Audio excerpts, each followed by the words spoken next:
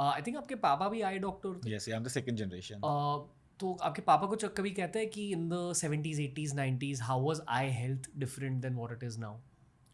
ये ultimately ageing के साथ एक कुछ सेट ऑफ प्रॉब्लम्स हैं जो आनी है. एक तो कैटरैक्ट की बात हुई.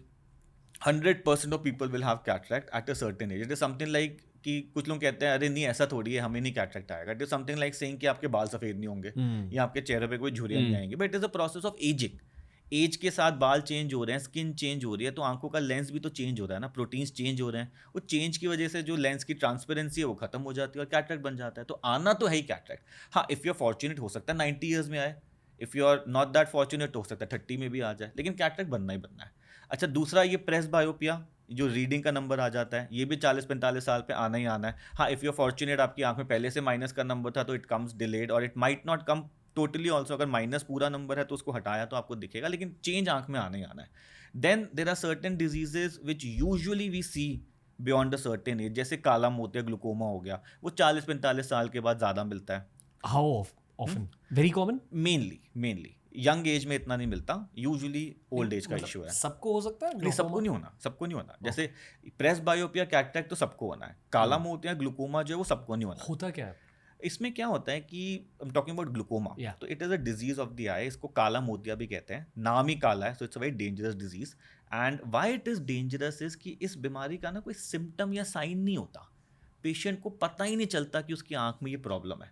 और ये क्या करती है, धीरे धीरे धीरे धीरे आपकी जो पेरिफेरी की विजन है उसको किल करती जाती है. So it is also called silent thief of site. तो आपको सेंटर से सब कुछ साफ दिख रहा है, विजन आपकी बिल्कुल परफेक्ट है, लेकिन साइड की विजन कम होती जा रही है. And by the time you realise कि ये प्रॉब्लम हो रही है क्योंकि कितनी बढ़ चुकी होती है, अब आपकी इंटरफेरेंस आनी शुरू होती है. And you go to a doctor, वो चेक करके बताते हैं कि भाई आपको तो ग्लूकोमा है, जो आपकी नज़र चली गई उसको कैन नॉट बी रिस्टोर्ड, जितनी बची है उसको बचा सकता है. So it's a very dangerous disease. Biologically क्या हो रहा है? बायोलॉजिकली क्या हो रहा है कि हमारी आंख में ना कंटिन्यूसली फ्लूइड बन रहा है और निकल रहा है. उसकी वजह से हमारी आंख के अंदर एक प्रेशर है that is about 15 to 20 millimetre of mercury, जिससे हमारी आंख ठोस रहती है, खुली रहती है.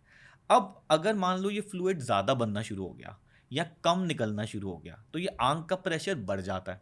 जब ये आंख का प्रेशर बढ़ता है तो उसका सारा इफेक्ट जो है ना हमारी आंख की जो नस है जिसको ऑप्टिक नर्व कहते हैं उस पे आना शुरू हो जाता है. एंड स्लोली स्लोली ये जो नर्व के फाइबर्स हैं वो डेड होना शुरू हो जाते हैं. या but you don't get any symptoms. कभी कभार थोड़ा सा हेडेक हो गया, सर भारी हो गया, लेकिन एक मेजर सिम्टम नहीं बनता इसमें. तो लोगों को पता ही नहीं चलता कि आंख में काले मोतिया की प्रॉब्लम है. And so many times it is diagnosed accidentally. So we tell all our patients कि अगर आपकी फैमिली हिस्ट्री में या जेनेटिक प्रीडिस्पोजिशन है, अगर आपके पेरेंट्स ग्रैंड पेरेंट्स को काले मोतिया ग्लूकोमा की प्रॉब्लम थी तो this is a good chance कि आपकी आंख में प्रॉब्लम आएगी. So about 40 years of age you should just keep getting yourself checked for काला मोतिया ग्लूकोमा every year. और कभी भी प्रॉब्लम फिर डेवलप होता है देन इमीडिएटली आप ट्रीटमेंट स्टार्ट कर दो. सिंपल सा ट्रीटमेंट होता है, एक ड्रॉप होती है, रात को सोने से पहले डालना है, वो प्रेशर आपकी आंख का कम रखती है और प्रॉब्लम कभी नहीं आती. That's it. But it's a lifelong treatment. It's a lifelong treatment. एक बार काला मोतिया ग्लूकोमा डायग्नोस हो गया then you have to put those drops all your life, या you can get it surgically corrected. मतलब जितने भी मेडिकल पॉडकास्ट हुए हैं मैंने ये जाना है कि एज 40 के बाद फुल बॉडी चेकअप करना बहुत जरूरी है. कर लो यार, हर साल at least. And even if you don't have any problem still you just give one visit annually to your eye doctor. अच्छा, 40 के बाद फिर जैसे हम बात कर रहे थे काला मोतिया आ गया, फिर एक डायबिटिक रेटिनोपैथी की प्रॉब्लम है, वो भी 40 के बाद ज़्यादा मिलती है. फिर एक ARMD की प्रॉब्लम है, एज रिलेटेड मैकुलर डिजनरेशन, जिससे आपका रेटिना जो है वो एजिंग के साथ वीक होता जाता है, वो भी 40 के बाद ज़्यादा मिलती है. तो 40 के बाद you should make it a point that you should give an annual visit to your eye doctor. बस रूटीन चेकअप करा के आ जाओ, just to make sure that you don't get stuck in these problems. And जितना early treatment आप शुरू करोगे ना उतना we can save your eyes. जितना वो डिले हो गया, जितना डिजीज बढ़ गई, उतना ज़्यादा चैलेंज हो जाता है.